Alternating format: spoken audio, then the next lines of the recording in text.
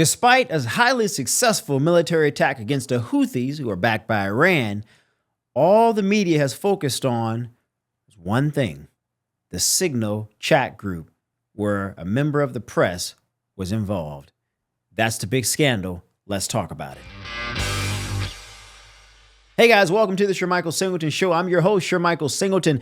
If you are joining us on YouTube, make sure you subscribe to the channel. Hit that notification bell to be notified of future episodes. Drop your comments, like this video, and share.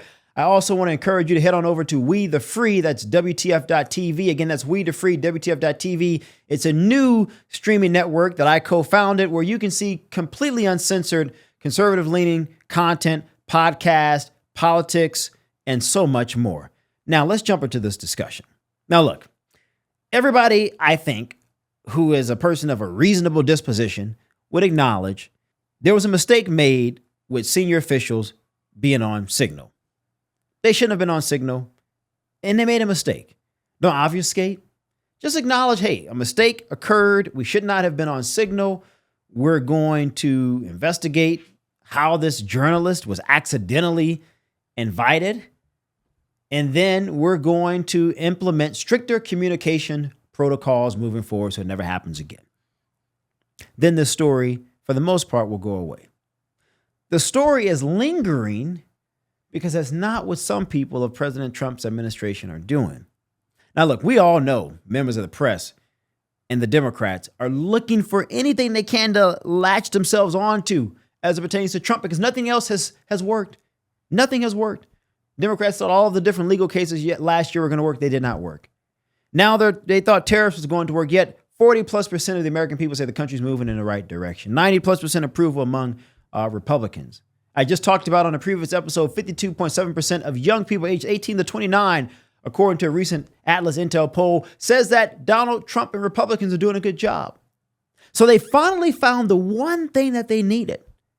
And now they're saying the world is on fire. Well, ladies and gentlemen, let's talk about history because history matters. In 1995, we had something, this was the Clinton era, known as the disinformation controversy. During this period, it was revealed that the CIA had inadvertently provided U.S. President Clinton and senior officials with intelligence reports based on information from Soviet double agents. This made news at the time, the scandal, because it exposed vulnerabilities with the handling and dissemination of classified information. Fast forward to 2003, George W. Bush was president. The Plame affair. In this case, the identity of Valerie Plame, a covert CIA operative, was leaked to the press, leading to a political scandal and raising concerns about the protection of classified information within the government.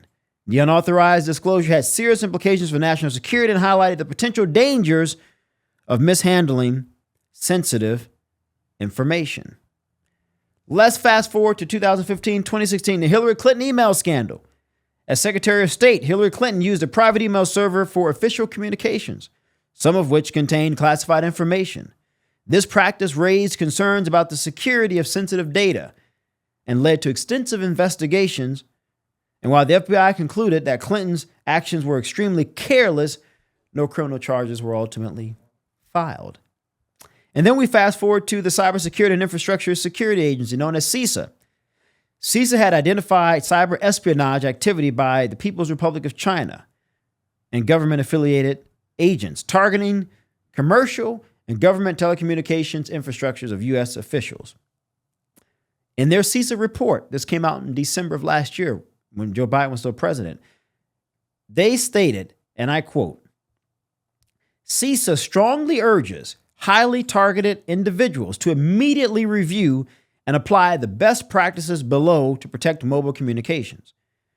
While no single solution eliminates all risk, implementing these best practices significantly enhances protection of sensitive communications against government-affiliated and other malicious cyber actors. Organizations may already have these practices in place, such as secure communications platforms, such as Signal. Adopt the free messaging application for secure communications that guarantees end-to-end encryption. This came out in December 18 of 2024. So when Trump officials said that the Signal app was already downloaded onto their official government phones, well, here's why. CISA, the Cybersecurity and Infrastructure Security Agency, said that it wasn't okay to use because of the end-to-end encryption. But should they have used it to talk about the attack against the Houthis? No, they shouldn't have. You don't give your opponents what they're looking for to attack you. Because we're not even talking about the fact that the attacks were successful against the Iranian-backed Houthis. We're not talking about the fact that the Houthis were targeting ships, blocking ships from passing through the Red Sea, which makes the cost of goods that are coming from other parts of the world more expensive. The president made a decisive and right action. And what it also suggests was that our military is still the best in the world. But I want to talk about this from this perspective. We know that Democrats and most in the mainstream media are looking for any and everything they can find on President Trump. So if you work for President Trump, why would you be so careless? I worked for President Trump in his first administration. If I worked for him now, I would do nothing to put the president in a bad place. Why? Because I know media, Democrats, other activist groups out there are waiting for someone close to the president to fail so that they can attack the president. Why do that to the president who appointed you to a high senior role in his administration? Why not take every step you can to protect him and his administration, to spare him of the embarrassment that we now have because someone made an idiotic mistake by adding a journalist to a highly classified text chain? And then for this journalist from the Atlantic, super liberal outlet, he stayed on there for like 2 days. So this guy was on there just screenshotting everything, which I think is problematic and should be investigated. Why did he stay for 2 days? He realized that he shouldn't have been a part of the text chain. Why didn't he reach out to the individual who added him and said, hey, by the way, you accidentally added me. I'm going to report on this because that's just what these freaking reporters are going to do. Expect that to happen. But I removed myself because I shouldn't be privy to these conversations. No, he didn't do that. He stayed on. Why? Because he wanted to get as much dirt and details as he could to ultimately do what he's doing now, getting interviews on MSNBC and CNN and other places to talk about how careless the Trump administration is. But as you just heard me go through a litany of instances, starting in 1995 with the CIA disinformation controversy, the Valerie Plame affair in 2003, the Hillary Clinton email controversy in 2015, 2016, there is a history of various administrations having snafus as it pertains to highly classified information. It's not just the Trump administration. We have seen this before, which tells me that we need a complete overhaul of the intelligence process in general. But I want to play a tape because as we continue to talk about this, no one in America is really focused on this. People are still focused on kitchen table issues. The liberal and media zeitgeist may be to focus on this because they're trying to find something damaging to Trump. But that's not the case for most people. I want you to see this clip from me on CNN last night, having this debate with someone who just doesn't get it, that most people are worried about their day-to-day issues. Let's roll this clip. I would look at this a little differently from Ezra Klein. I mean, I get the point that he's making. I spend a lot of time around voters who support the president, ardent supporters of the president, and I've talked with many of them about this. They don't care about this issue. I'm going to be honest. They're focused. That's just not true. Can I finish my point, Yeah, you please? can, but it's just not true. And then you can rebut if you disagree. Please. That's the way I like to do this. Go ahead. So my point is, they're not focused on this. They care about immigration. They like what the president is doing there. They care about tariffs. They like what the president is doing there. When you ask about this issue, yeah, it was stupid. They shouldn't have done it, but I'm not really focused on this. And I think if you were to do a focus group with many Trump supporters, that's probably what the qualitative results would be of that focus group. Go ahead. I entirely disagree, and I encourage us to bring that focus group in here tomorrow night and fill it with veterans and people who understand national security and understand the stakes and understand that this is beyond politics. And even many of whom voted for Trump. Many of them, all different. I've been hearing from folks across the spectrum, and everybody's saying, Whiskey Tango Foxtrot, how could this possibly happen? And where's your honor? You want to lead the military? You want to lead young men and women, send our sons and daughters into combat? Where is your honor? You have to uphold the Army values, and that starts with telling the truth and demanding accountability and accepting failure when it's on you. Pete Hegseth is responsible for everything they do and everything they fail to do. Yeah, and that's what Americans want to see. Someone take accountability and responsibility. I think you're right. I don't think you're going to find a single person who would disagree that the way they're handling this is incorrect. That's a big, big deal, though. No, it is a big deal. But my argument politically is, as a motivating political factor, this is not going to move the political needle one way or another. I disagree. So he disagreed, and that's fair. But people who supported President Trump are focused on immigration, tariffs, because they would like to see manufacturing come back to the United States to help rebuild that middle class that NAFTA was promised us to do. It did not. It destroyed it. They expect the president to preserve our cultural inheritance and set up roadblocks against a lot of this liberal craziness coming from Democrats, whether it's this weird gender stuff or whatever the case may be, because we've just gone too far. Yeah, no one likes this. We can all acknowledge a mistake was made. We can all acknowledge that the way some people are handling this is just not the best. Acknowledge the mistake, let's fix it and move on. Don't keep giving the media and Democrats something to talk about. We all agree there. But more Americans believe the country's moving in the right direction than they ever did when Joe Biden was president. More young people support Donald Trump than they have ever supported a Republican president in modern times. Most Americans feel confident about the direction of the country. But I want to play another clip. My dear friend here, you guys know this guy. I love him dearly. Scott Jennings, who also talked about this. Let's roll the clip from Scott Jennings. How is this defensible in the slight? I don't understand. Well, I think two things can be true, and it shouldn't be that hard to just say out loud. Communications about this were not well handled. It was a mistake. Mistakes lead to teachable moments, and the president's had hard conversations with the people who were involved in it, and he's quite certain that they've learned from this mistake. I mean, he said that in so many words. Does it make sense to you that the president would be angry about this? Of course, because it's detracting from the other thing that's true, which was this was a righteous hit. The president made a good decision, reversing a bad policy from his predecessor. We hit the bad guys.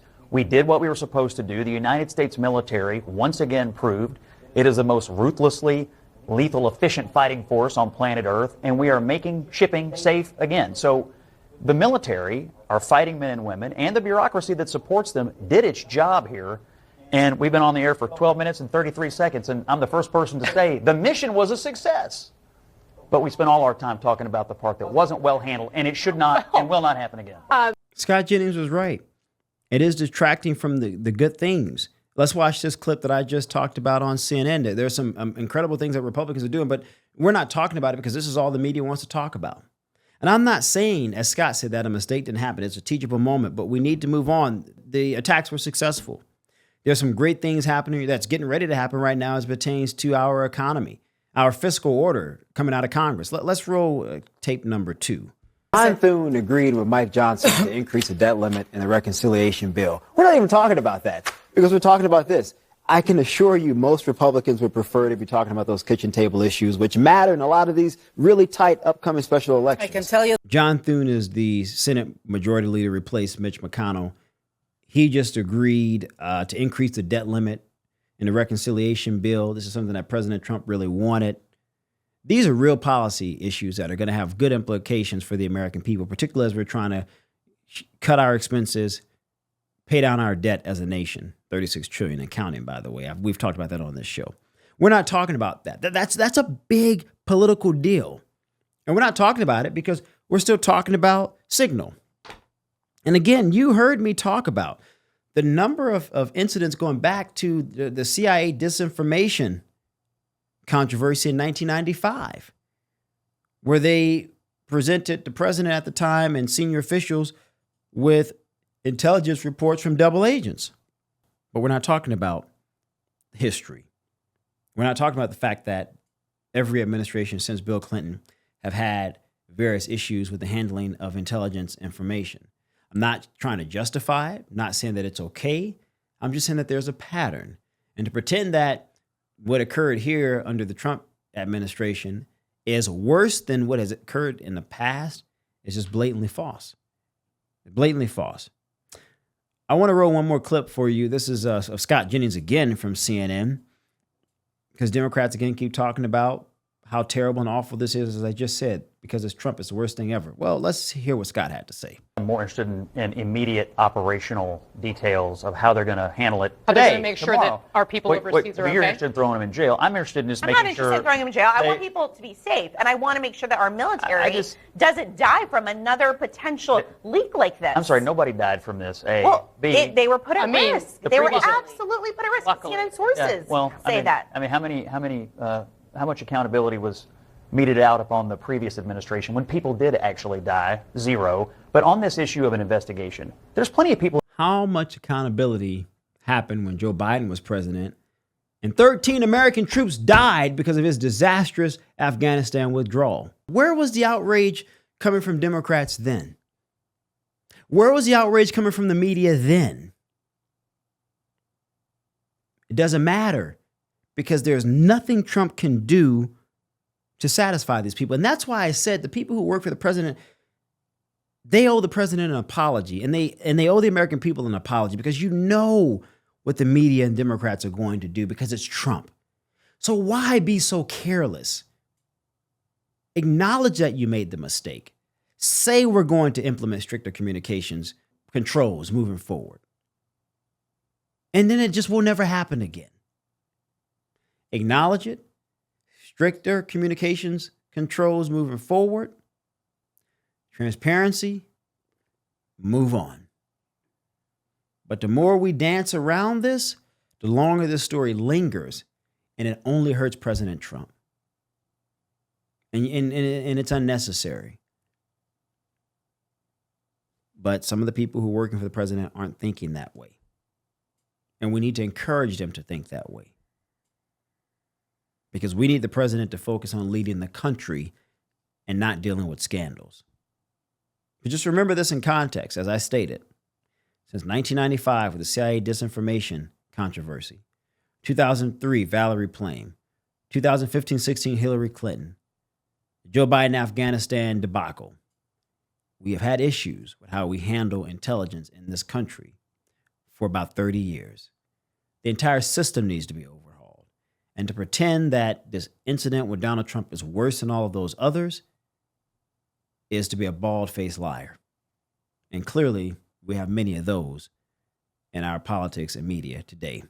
I'm sure Michael Singleton. Let me know in the comments below what you think about this video. If you're watching us on YouTube, again, subscribe to the channel, hit the notification bell to be notified of upcoming videos. Like this video, share it across your other social media platforms, and head on over to We the Free, that's WTF.tv. Again, that's WTF.tv to become a member today to see so much dynamic content, political, cultural, action-oriented, and so much more, unbiased, without the implementations from social media giants dictating what you can and cannot see, because we believe in the First Amendment at We the Free. Go check us out. I'm Shermichael Singleton. We'll see you next time.